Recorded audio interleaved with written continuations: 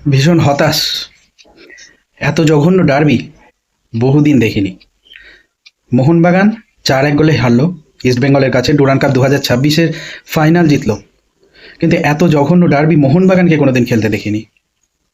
কাকে নিয়ে বলবো? প্রত্যেকটা প্লেয়ার ক্লান্ত। এটা জাস্ট একটা অজুহাত হিসেবে ধরা হবে এখন, স্বাভাবিক। কিন্তু দল নির্বাচন নিয়ে কি বলবো? সাহাল আব্দুল সামাদ গোটা টুর্নামেন্টে আউটস্ট্যান্ডিং খেললো, নাম্বার 10 পজিশনে খেললো। আজকেও লাস্টে যখন নামানো হলো তখনও দুর্দান্ত খেললো। সেই সাহাল আব্দুল সামাদকে বাইরে বসিয়ে রেখে সমীর জেলকোভিচ, যিনি গোটা পাঞ্জাবে এই কোচের আন্ডারে সেন্ট্রাল ডিফেন্সিভ মিডফিল্ডার পজিশনে খেললো, তাকে নাম্বার 10 বানিয়ে দেওয়া হলো। তাকে বলা হলো তুমি নাম্বার 10। তার সাথে থাপা, যিনিও মোটামুটি পেছন থেকে খেলতে ভালোবাসেন, তাকে এগিয়ে দেওয়া হলো। তার সাথে লিস্টন কোলাসো, যিনি একজন লেফট উইঙ্গার, যার পারফরমেন্স জঘন্য এই সিজনে, এই বছর, তাকে মাঠের ভেতরের দিকে বলা হলো যে তুমি ভেতরের দিকে খেলো, বাঁদিকে শুভাশিস বোস যেন ওপরে ওঠে। মানে কি স্ট্র্যাটেজি নিয়ে আমাদের এই কোচ দিলেম পেরিসকে নিয়ে বলতে গেলে সব থেকে আগে বলা যায় যে ইস্টবেঙ্গলের যে কোচ হাবাস, এই হাবাস মোহনবাগানকে আইএসএল দিয়েছিল, লিগ দিয়েছিল। ঠিক তার পরের বছর কি হলো?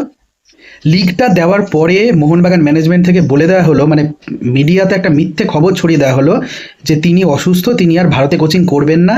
তাই তাকে একটা লিগ দেওয়ার পরও তাকে সরিয়ে দেওয়া হলো, নিয়ে আসা হলো মলিনাকে, যিনি সফল, সেটা নিয়ে সমস্যা না। কিন্তু কেন এই হাবাসকে সরানো হয়েছিল? কোনো কারণ নাই, কোনো কারণ ছাড়াই তাকে সরানো হয়। ডেজান রাজিক শিলংয়ে গেলেন না। তার নাকি চোট ছিল না, তিনি নাকি অল্প একটু সমস্যা ছিল। আজকে ডেজান রাজিক দলেই নেই, সাবস্টিটিউট হিসেবেও নেই। মিগুয়েল ফিগুয়েরা এত ঢোল পিটিয়ে নিয়ে আসা হলো, তিনি ফুল ফিটই হতে পারলেন না। একটা গোটা টুর্নামেন্ট কমপ্লিট হয়ে গেল। আর টুর্নামেন্ট শুরুর 2 দিন 3 দিন 4 দিন আগে প্লেয়াররা আসে, কোনো প্রি সিজন হয় না, কোনো কিচ্ছু হয় না। ইস্টবেঙ্গলও একই অবস্থা। কিন্তু তারা কিছু ইয়ং প্লেয়ার নিয়ে এসেছে, আমাদের এই বুড়ো প্লেয়ারদের মতো না। রাহুল বেগে 32 বছর বয়স, শুভাশিস বোস 31 বছর বয়স। এইসব প্লেয়ার নিয়ে আমরা আর কতদিন?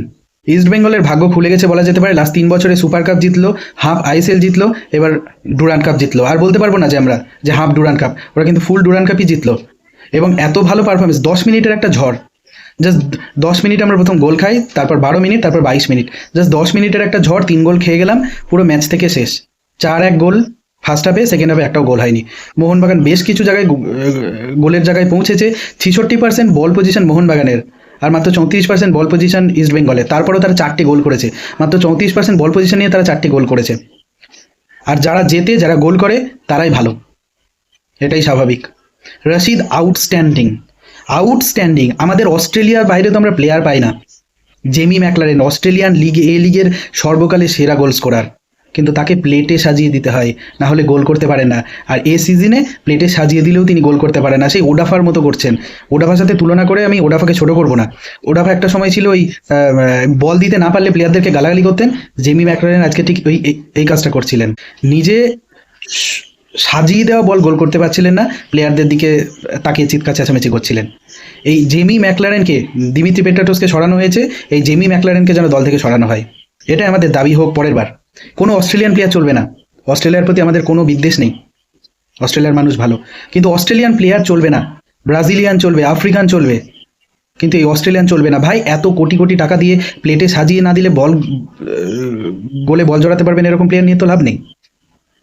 এত জঘন্য পারফরমেন্স, নতুন করে আর কিছু বলার মতো পরিস্থিতি নেই। ইস্টবেঙ্গলকে শুভেচ্ছা অবশ্যই।